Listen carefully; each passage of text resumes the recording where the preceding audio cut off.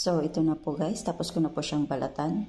Ayan, magpe-prepare na po tayo ng mayonnaise. Ayan, itlog, oil.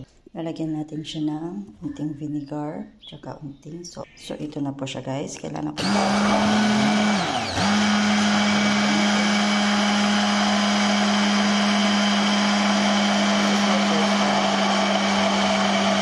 So, ayan nga guys, tapos na yung ating mayonnaise. Ayan, magtitira tayo ng 3 peraso para po lalagay natin yan dun sa toppings mamaya. Then, need to prepare tuna. Guys, may tuna.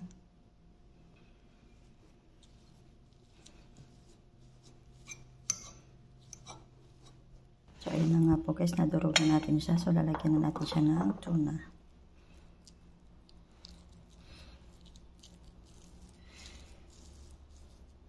So, ayan guys, nalagyan na natin siya ng tuna. Ayun, nalagyan natin siya ng konting mayonnaise para lumapot. Ayan.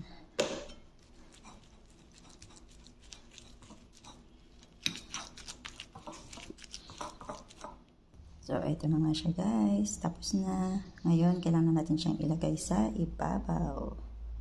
So, ayan nga guys. Tapos na natin ilagay yung tuna with egg. Ngayon naman, lalagyan na natin siya ng mayonnaise.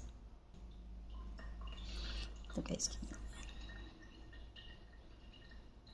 Diba?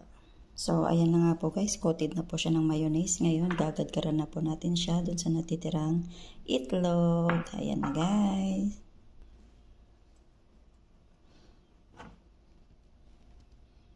So, ayan na po siya guys. Ngayon, lalagyan po natin siya ng garnish na oliva. Mira.